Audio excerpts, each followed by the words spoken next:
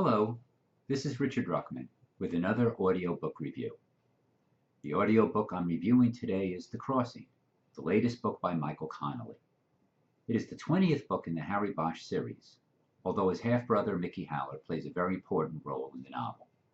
The audiobook is by Hachette Audio and narrated by Titus Welliver. Here is how it begins. April Fool's Day.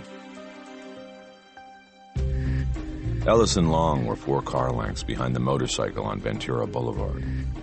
They were eastbound, coming up to the big curve where the road would turn south and head down through the pass into Hollywood. Ellis was behind the wheel, where he preferred to be, even though he was the senior partner and could dictate to Long who drove and who rode shotgun. Long was looking down at the screen on his phone, staring at the video feed, watching over what they called their investments. The car felt good. It felt strong.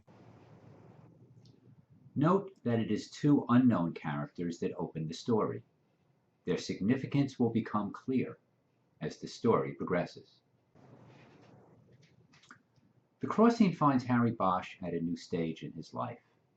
He has been forced out of his job as a detective with the Los Angeles Police Department. His identity as a police officer, a role that he's played for over 30 years, has come to an end, and he has to find new meaning in his life.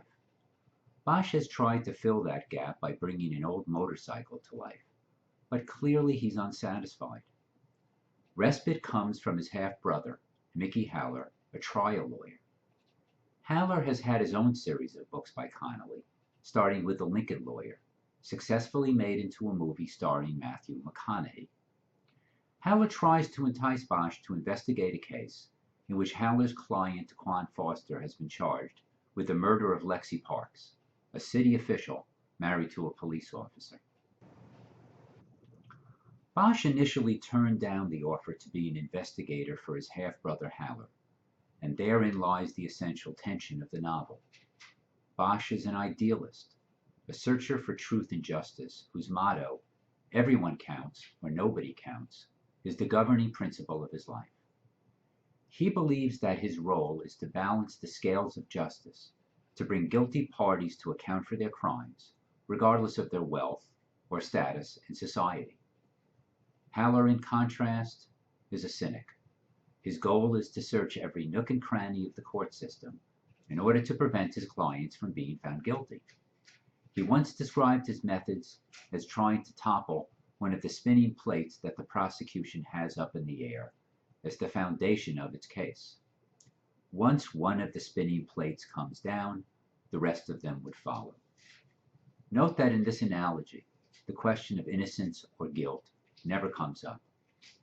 One is reminded of this line from the movie A Civil Action. What's your take? They'll say the truth.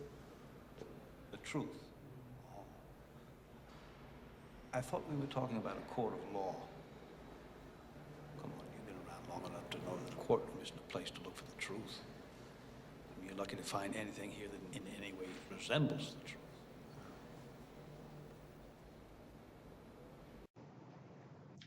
Thus, in Bosch and Haller, we have 2 conflicting concepts of the law.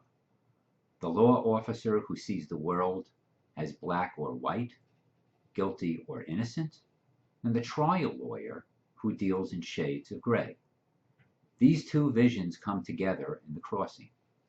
Harry Bosch is enticed to cross over from police investigator to investigator for a trial lawyer, a role that he never imagined he would take. Once Bosch is convinced of the innocence of Quan Foster, the majority of the novel is devoted to Bosch's investigation of the crime and untangling of the attendant conspiracy. Like most conspiracies, it starts to unravel with the discovery of a piece of the puzzle that doesn't fit. Once Bosch starts to pull on that thread, he attracts the attention of truly evil forces that will thwart his attempts to investigate the crime. The evolving tension between Bosch's attempt to uncover the truth and the conspirators' efforts to frustrate that goal fuels the trajectory of the novel and foreshadows the eventual climactic and violent confrontations. Mickey Haller, however, has the last word, and provides the counterpoint to Bosch's ennobled quest for justice. Haller is the prime actor in a courtroom scene at the end of the book and provides justification for his more nuanced position. His mastery of the courtroom is shown to be essential in the redemption of the falsely accused Foster. Connelly shows that all of the investigatory skills would not suffice in freeing an honest man. A trial lawyer is necessary for such a man to be liberated from the maws of justice. The production of this audiobook is first-rate. Titus Welliver brings an actor's dramatic touch to the reading. He is uniquely suited for the role of Harry Bosch, having previously narrated The Burning Room, an earlier book in the series. Moreover, he stars as Harry Bosch in the Amazon-produced video series. Here is Welliver discussing Bosch. A little bit? Yeah, well, we have technical advisors who are LAPD robbery homicide detectives. They're longtime friends of Michael Connelly's, and so they're there to, for a barometer check. And I spent, a fair amount of time with them, and so that just sort of keeps me on the straight and narrow, so I'm not deviating into Jack Lord land. Welliver has a resonant tone that makes Connelly's prose come alive. The various characters are easily distinguishable by his changes in timbre and accent for both men and women. All in all, the audiobook experience was highly satisfying in The Crossing. The story, the production, and the narration combine to make it highly recommended. This is Richard Ruchman with another audiobook review.